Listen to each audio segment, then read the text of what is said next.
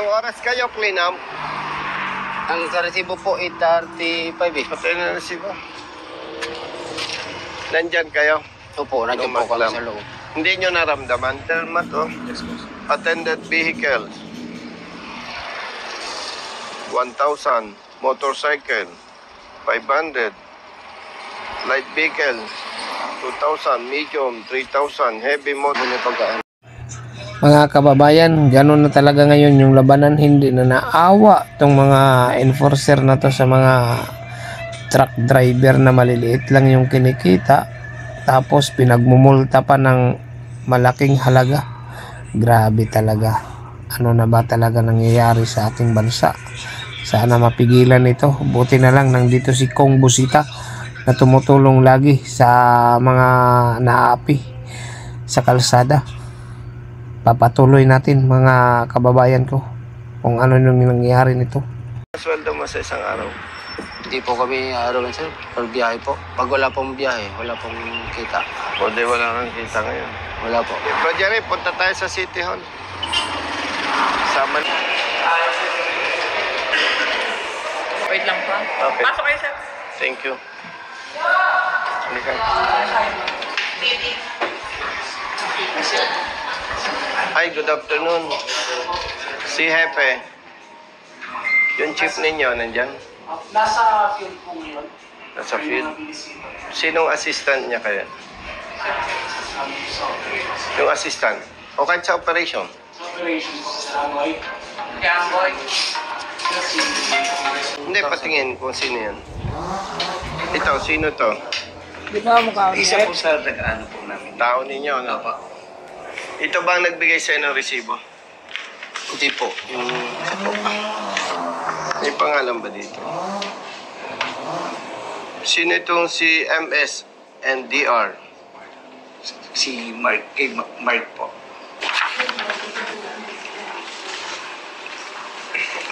Pero,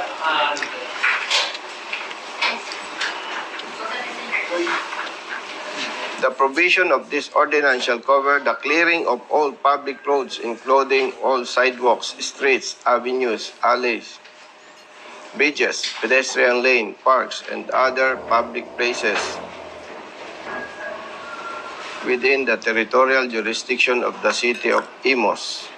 Ito, any person violating the provision of this ordinance and the public code of the city of Imos for the illegal parking shall be fined as follows.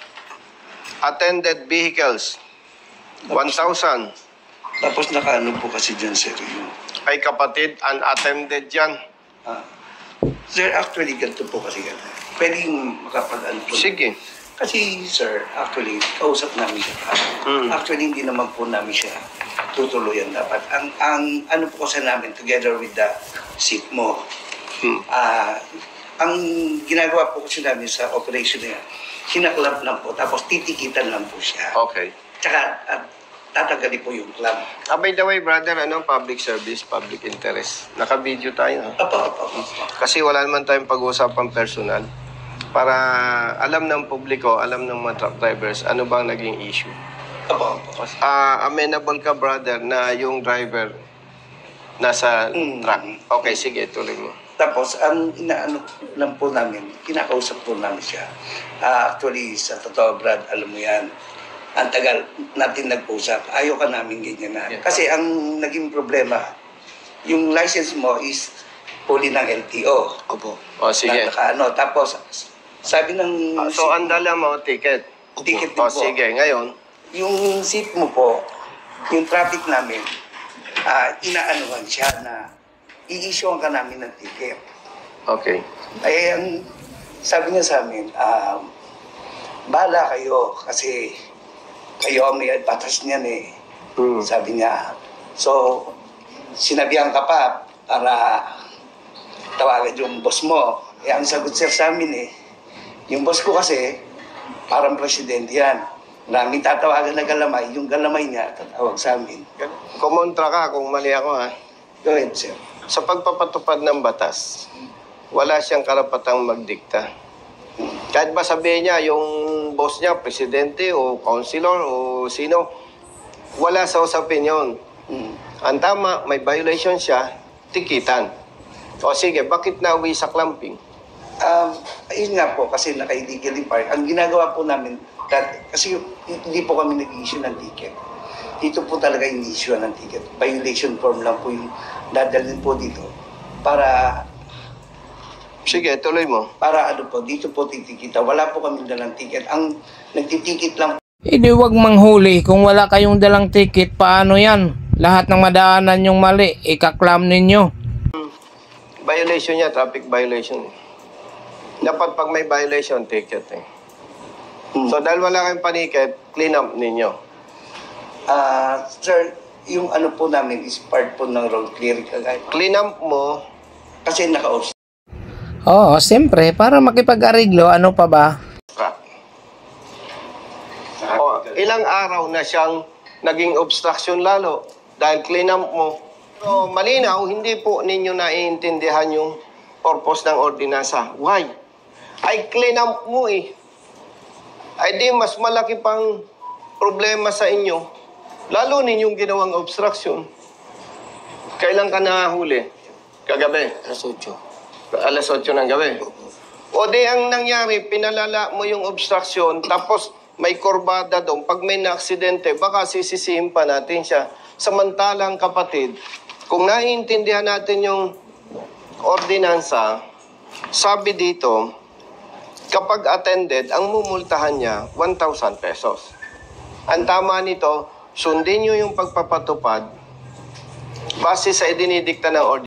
Tama talaga, hindi nila naintindihan kung ano yung pinapatupad nila. Tuloy, nakaabala tuloy yung mga ginagawa nila. Sana naman, matuto naman kayo. Ano, sa tingin nyo mga kababayan, patuloy pa ba yung mga ganitong gawain katiwalian? Sama, hindi ginagamit ang isip eh.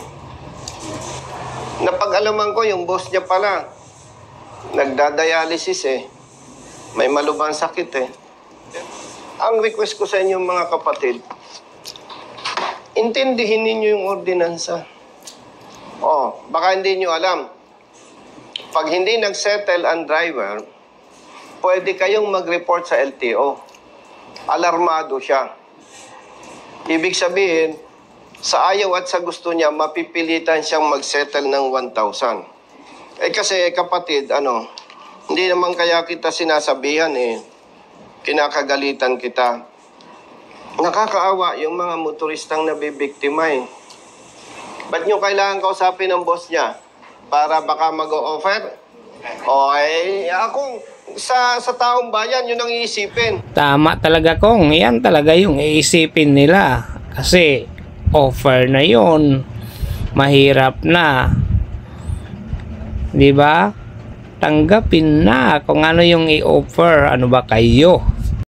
Ang inaano ko po, yung sabi ng enforcer, para makausap niya po ang boss niya regarding po sa nangyayari. Pero wala po. Ganito nga kapatid, sa pagpapatupad ng batas na kapatulad nito, walang pakialam ang boss niya. Hindi ito trabaho ng congressman.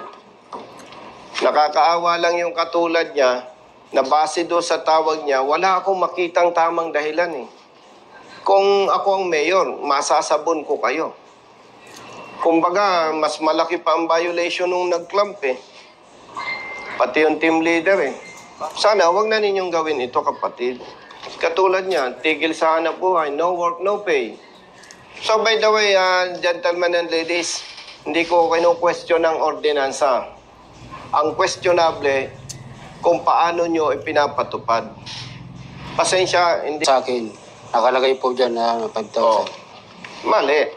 Attended eh. Ito po. So nakalagay dito kapatid, attended, di ba? At na-witnessan mo sa pag-uusap, nagkaharap-harap, di ba? So ang babayaran niya, 1,000 lang. Sa ano po kasi ito? Sa truck, kaya 5,000. Hindi, kung kapatid, kung walang driver. Ay ang pagkalam niya, 5,000. Siyempre, usapan tayo naman, hindi lang kahapon pinanganak. Hindi ko naman sinasabing kayo ganon.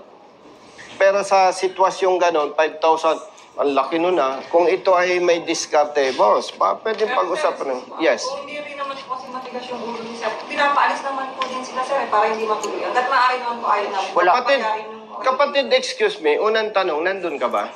Andun po, nung una. Ikaw? Ay, maniwala ka sa akin. Walang sasang-ayon sa'yo, kapatid. Sir, excuse me. Yes. Nung sinasabihan po siya na iba yung naging gesture na kasi dun sa mga tropa. Yung gestures, kapatid, wala yun. Kayo, professionals, marunong, dapat may paninindigan. Kayo, Tama nga naman. O, paano ngayon? Lumalabas, kayo pa ang mali. Pasensya kapatid, hindi acceptable yung sinasabing matigas ang ulo. Pinapalis, ayaw umalis.